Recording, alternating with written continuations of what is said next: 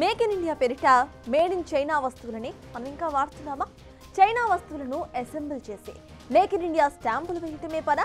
ఇంతోటి దానికి ఇంత పెద్ద ఎత్తున క్యాంపెయినింగ్ ఎందుకు? పైకి అసలు ఏం చెప్తున్నారు? లోపల జరుగుతుందేంటి? గ్రౌండ్ లెవెల్లో అసలు ఏం జరుగుతుంది? Have a look. Electronic industry are totally dependent on China.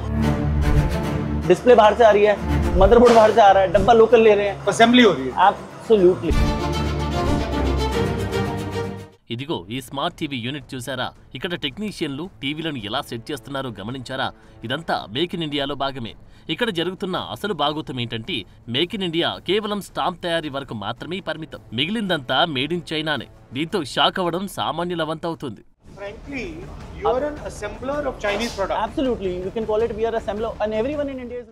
China spare parts దిగుమతి చేసుకుని వాటిని అసెంబుల్ చేసుకోవడమే మేక్ ఇన్ ఇండియా. ఇదేంటి మరి దానికంటూ ఇంత పెద్ద ఎత్తున ప్రచారం?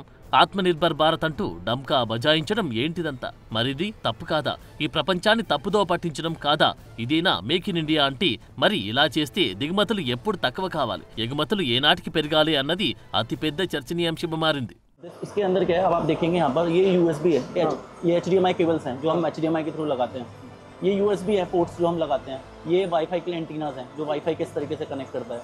ये हम लोगों ने ये IC लगा रखे हैं हम लोगों ने कंप्लीट, और हम लोगों ने रैम भी लगा रखे है। कितना 2GB है, 16GB है। If we have to use anything, app download करनी है तो उसके लिए रैम्स वगैरह चाहिए। तो यहाँ पे ये क्या कर रहे हैं, स्टिकर लगा रहे हैं? Either we have to put a software for any brand if I am doing up, and one sticker is on which day the TV is going to assemble it. Everyone is assembling their TVs in India, not 100% manufacturing. Anyone, you name it, all the top people, top brands. Dependency जैसे आपने बोला, if it is there on China, उन्होंने shortage कर दी तो eventually आपके लिए आप make in India को actually assemble in India कहना चाहिए. Currently it is happening like that. Everyone is doing. If you talk about any industry, if you talk about solar also, solar cells are getting import from China only. Who is manufacturing solar also in India? Nobody. तो actually China के साथ competition नहीं हो रहा है. If the government is going to support to benefit and manufacture these important components in India, then we can do it immediately. We have the courage. I need a leverage amount of capital. I don't have any unsecured capital. The banks cannot support me. Government is giving a CGTMS scheme of 10 crore rupees to the startup. Tell me the whole infrastructure and everything. Nobody can start up this in 5 crore, 10 crore, 15 crore, 20 crore. How much money? If I have to invest semiconductor factory, I need at least $2 billion, $3 billion. I can invest certain amount, but rest of the money I need some support from government. Make in India campaign మొదలయ్యి సుమారు 10 ఏళ్లకు పైగా అయింది. కానీ ఇప్పటికీ మనం electronics industry విషయంలో చైనాపై ఆధారపడక తప్పడం లేదు. డిస్ప్లే, మదర్ బోర్డ్ అన్నీ చైనా నుంచి రావాల్సిందే. పైన డబ్బా మాత్రమే లోకల్, మిగిలిందంతా China made. Chinese software, Chinese components, పైకి మాత్రమే మేక్ ఇన్ ఇండియా, లోపలంతా చైనా సర్కి అన్న కఠిన వాస్తవం కలవరపెడుతుంది.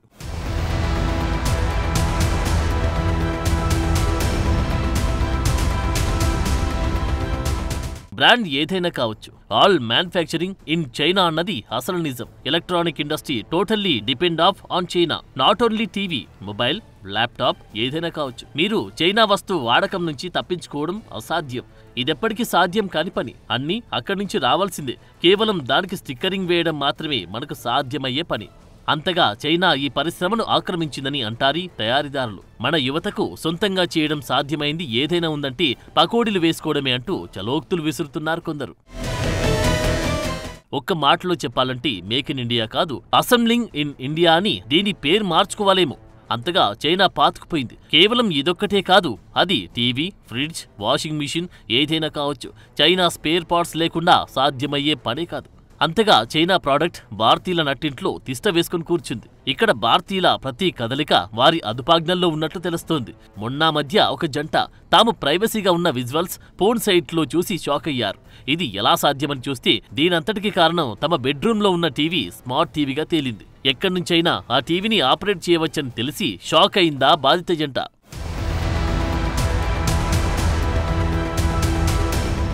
దీనంతటికీ కారణం అసెంబ్లింగ్ ఇన్ ఇండియా కాకుండా నిజమైన మేక్ ఇన్ ఇండియా సాకారం కావాలంటే ఏం చేయాలి? అవసరమైన విడిభాగాలు ఇక్కడ తయారు చేసుకునే వెసులుబాటు కల్పించాలి. ఉదాహరణకు మనంతట మనం ఒక సెమీ కండక్టర్ యూనిట్ పెట్టడం వీలు కాని పని. అందుకు కారణం తగిన ఎకో సిస్టమ్ ఇక్కడింకా ఇంప్రూవ్ కాకపోవడమేనని తెలుస్తోంది. ఇలాంటి ఫ్యాక్టరీలు పెట్టడానికి కేంద్రం ఇచ్చే రుణాలకు వాటికి అయ్యే ఖర్చుకు తేడా పెద్ద ఎత్తున కనిపిస్తుంది. ఉదాహరణకు CG TMSC స్కీమ్ కింద కేంద్రం 10 కోట్ల రుణాలు ఇస్తుందంటే అదొక సెమీ కండక్టర్ యూనిట్ స్థాపించడానికి సరిపోదు. అందుకు $2 బిలియన్ అవసరం. దీంతో చైనాపై ఆధారపడక తప్పని దుస్థితి. మనకు భారత్లో ఎన్నో మేక్ ఇన్ ఇండియా యూనిట్లు నడుస్తున్నట్లు కనిపిస్తాయి. కానీ అవేవి original make in India units కావు. అన్ని చైనా డిపెండెంట్లే. ఎందుకంటే ఇక్కడింకా ఆ స్థాయిలో మేక్ ఇన్ ఇండియా విస్తరణ సాధ్యపడలేదు. అంతా పేరుకే అన్నది మ్యానుఫ్యాక్చరింగ్ యూనిట్ ఓనర్స్ అంటున్న మాట. మరీ ముఖ్యంగా ఎలక్ట్రానిక్స్ బేస్డ్ ఇండస్ట్రీ మొత్తం చైనా ఆధారితమే. ఆ దేశంతో మనకెన్ని తగులాటలుండని, సరిహద్దు గొడవలుండని, చైనాను కాదని మనం మన నిత్య జీవితంలో ఏదీ చేయలేం. Ban China products, ban China మాంజా, బ్యాన్ చైనా బాణసంచా అంటూ పైకి అరుచుకోవడం తప్ప ఏం చేయలేని పరిస్థితి. ప్రస్తుతం మనం చైనా బజార్ బదులు భారత్ బజార్లుగా పేరు మార్చుకుంటున్నాం. ఎన్నో యాప్స్ ని కూడా నిషేధించాం. ఇక ఇక్కడుందంతా ఓన్ మేడ్, ఓన్ మ్యానుఫ్యాక్చర్డ్ సర్కి అనడానికి వీల్లేదు. ఇప్పటికీ మనం చైనా వస్తువుల వాడకంతో విధిలేని పరిస్థితుల్లోనే జీవిస్తున్నాం. చైనా వస్తువులు లేనిది జీవించడం సాధ్యం కాదన్న ధోరణిలో బతుకు నీడ్చేస్తున్నాం. అంతగా చైనా మన నరనరాన జీర్ణించుకుపోయిన దృశ్యం కనిపిస్తుంది. కరోనా తర్వాత చైనా ప్రభావం మనం భారీగా తగ్గించేశామన్నది ఒట్టి భ్రమ మాత్రమే. గాల్వాన్ గొడవ తర్వాత మనం చైనాను పూర్తిగా నిషేధించామని సంతసించడానికి వీల్లేని దుస్థితి. వాస్తవం ఇదిగో ఈ చిన్న టీవీ అసెంబ్లింగ్ యూనిట్ చూస్తే ఇట్టి అర్థమైపోతుంది.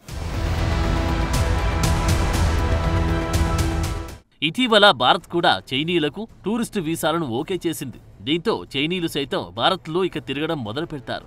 మనం కేవలం పోస్టర్లు మాత్రమే వేసుకుంటాం. అసలు సినిమా మొత్తం వారు చూపిస్తున్నారు, ఇంకా చూపిస్తూనే ఉంటారు. భారత్ అనే అతిపెద్ద మార్కెట్ ని వారు అప్పనంగా వాడుకుని ఏటా సుమారు $150 బిలియన్ మేర లబ్ధి పొందుతున్నారు. ఒక పక్క మన నుంచి భారీ ఎత్తున లాభం పొందుతూనే మరోపక్క చైనా సైడ్ నుంచి పాకిస్తాన్ వంటి దేశాలకు అండగా నిలుస్తూ మనల్ని అలా కూడా దెబ్బతీస్తుంది. దీంతో చోద్యం చూడడం తప్ప మరేమి చేయలేని నిస్సహాయత కనిపిస్తుందని ఆవేదన వ్యక్తం చేస్తున్నారు కొందరు. సో మన మేక్ ఇన్ ఇండియాపై చైనా ఫ్యాక్టర్ ఇప్పటి నుంచే కాదు, ఎప్పటి నుంచో ప్రతిబంధంగా ఉంది. ఇంకా గత కొన్నేళ్ల గణాంకాలు చూస్తే ఇదే తెలుస్తుందా అంటే అవుననే చెప్పాలి. ఇంతకీ చైనా ఎఫెక్ట్ భారత్ని అసలు ఏ విధంగా ఇబ్బంది పెడుతోంది? ఏ రంగాల్లో చైనా ప్రమేయం ఇంకా కొనసాగుతోంది? దీన్ని అధిగమించాలంటే అసలు ఏం చేయాల్సిన అవసరం ఉంది? పరిశీలిద్దాం. మేక్ ఇన్ ఇండియాపై కమ్ముకున్న నీలి మేఘం పేరు మరేదో కాదు, చైనాయే. ఇదొక చెరగని ముద్రగా నిలుస్తుంది. భారత్ తన మార్కెట్ని ముంచెత్తడం మాత్రమే కాదు, ప్రపంచ మార్కెట్లకు ఎగుమతులు పెంచాలన్నది ఒక టార్గెట్. ఇందులో భాగంగా మేక్ ఇన్ ఇండియా ప్రచారం ముమ్మరం చేసింది. దేశీయంగా వస్తు తయారీ చేసి ప్రపంచ అగ్రగామిగా నిలవాలన్నది ఒక లక్ష్యంగా పెట్టుకుంది. వీలైనంత వరకు విదేశీ ఉత్పత్తులను తగ్గించాలని చూస్తుంది. అయితే ఇందుకు ప్రాక్టికల్ ప్రాబ్లమ్స్ పెద్ద ఎత్తున ఉన్నట్లు కనిపిస్తున్నాయి. ఇందుకోసం ప్రొడక్షన్ లింక్డ్ ఇన్సెంటివ్స్ పథకాలను ప్రవేశపెట్టింది కేంద్ర ప్రభుత్వం. భారత్లో పారిశ్రామికతను ప్రోత్సహించడమే ధ్యేయంగా పెట్టుకుంది. అయితే ఎన్నో వస్తువులపై మన దేశం ఇంకా చైనాపైనే ఆధారపడుతుంది. మన సప్లై చైన్లో చైనాది అతిపెద్ద పాత్ర ఉన్నట్లు తెలుస్తోంది. దీంతో మేక్ ఇన్ ఇండియా కలలు నెరవేరటం లేదు. తొలి నుంచి చైనా ఫ్యాక్టర్ మేక్ ఇన్ ఇండియాను వెంటాడుతూనే వస్తుంది. మేక్ ఇన్ ఇండియా మనం ఇప్పుడు మొదలుపెట్టాం. అదే చైనా మేడ్ ఇన్ చైనా తొలినాటి నుంచి మెయింటైన్ చేస్తూనే వస్తుంది. తరతరాల నుంచి చైనా మేడ్ ప్రోడక్ట్స్ వాడటం చూస్తూనే వస్తున్నాం. దీంతో మోదీ సర్కార్ ఎంత ట్రై చేసినా ఈ చైనా మరకను తుడిచిపెట్టడం సాధ్యం కావటం లేదు. ఎకనామిక్స్ టైమ్స్ రిపోర్ట్ ప్రకారం భారత్ బొమ్మల దిగుమతులని కఠినతరం చేసింది. గ్లోబల్ ట్రేడ్ రీసెర్చ్ ఇనిషియేటివ్ ప్రకారం 2019-2024 మధ్య బొమ్మల దిగుమతి దాదాపు 80% తగ్గింది. ఈ మొత్తం $304 మిలియన్ నుంచి $65 మిలియన్ పడిపోయింది. 2019లో QCI నివేదిక భద్రత గురించి ఆందోళన వ్యక్తం చేయడంలో ఈ విషయంలో భారత్ జాగ్రత్తలు పాటించింది. దీంతో భారత్ వేల కోట్ల రూపాయల మేర బొమ్మల ఎగుమతులను మొదలుపెట్టింది. 2024 ఆర్థిక సంవత్సరంలో ఈ బొమ్మల ఎగుమతి కూడా $154 మిలియన్ నుంచి $152 మిలియన్ పడిపోయింది.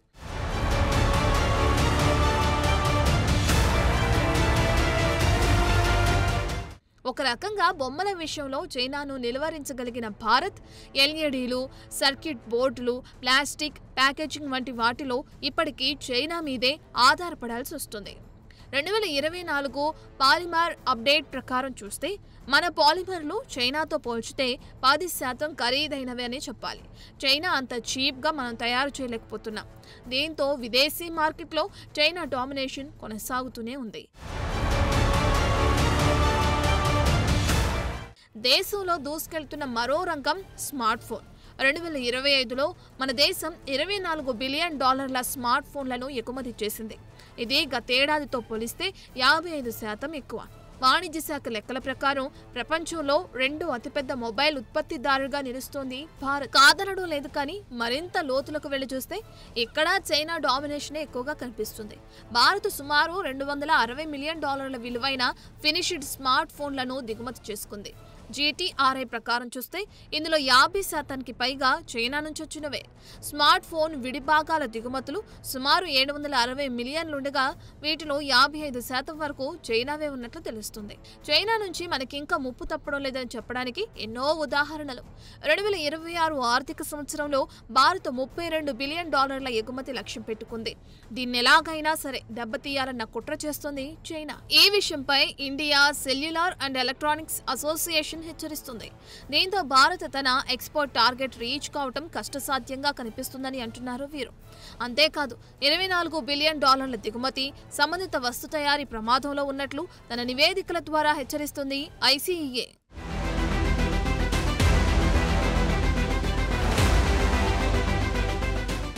ఇప్పటికే దేశంలో పలు కంపెనీలు చైనా కంపెనీలతో టైఅప్ చేసుకుని పనిచేస్తున్నాయి. కున్షాన్ క్యూటెక్ తో పాటు చాంకింగ్ యుహై ఇండియాలో మెజారిటీ వాటాలను కలిగి ఉంది.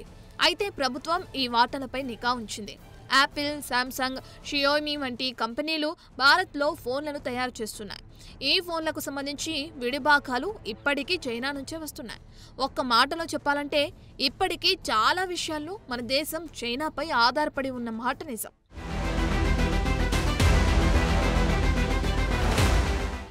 ఒక్క ఫోన్ను మాత్రమే కాదు, కంప్యూటర్స్, సోలార్ ప్యానెల్స్, మందులు ఇలా అనేక రకాల వస్తువుల కోసం మనం చైనా వైపే చూస్తున్నాం. ఎలక్ట్రానిక్స్, సెమీ కండక్టర్లలో వాడే సిలికాన్ వేపర్లు, ఫ్లాట్ ప్యానెల్ డిస్ప్లేలు, కంప్యూటర్ మానిటర్లు వంటి వాటిని ఎక్కువగా చైనా నుంచే కొంటున్నాం. ఇక కన్స్యూమర్ ఎలక్ట్రానిక్స్ లో ల్యాప్టాప్లు, టాబ్లెట్లలో చైనాదే గుత్తాధిపత్యం. సోలార్ ప్రొడక్టుల్లో చాలా వరకు చైనావే.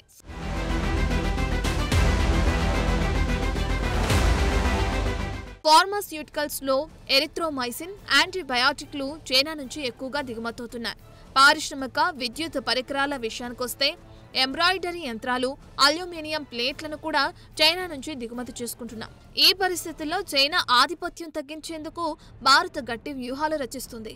ఇందులో భాగంగా దేశంలోనే ఎలక్ట్రానిక్ విడి భాగాలను తయారు చేయడానికి ప్రత్యేక ప్రణాళికలు రచిస్తుంది. ఇందువల్ల భారతదేశంలోనే వస్తువులు తయారవడమే కాకుండా వేల మందికి ఉపాధి లభిస్తుంది. గుజరాత్లో సెమీ కండక్టర్ ఫ్యాక్టరీ కూడా నిర్మిస్తున్నారు. చైనా డామినేషన్ ని వీలైనంత తక్కువ చేయాలన్నది కేంద్రం ఆలోచనగా తెలుస్తుంది.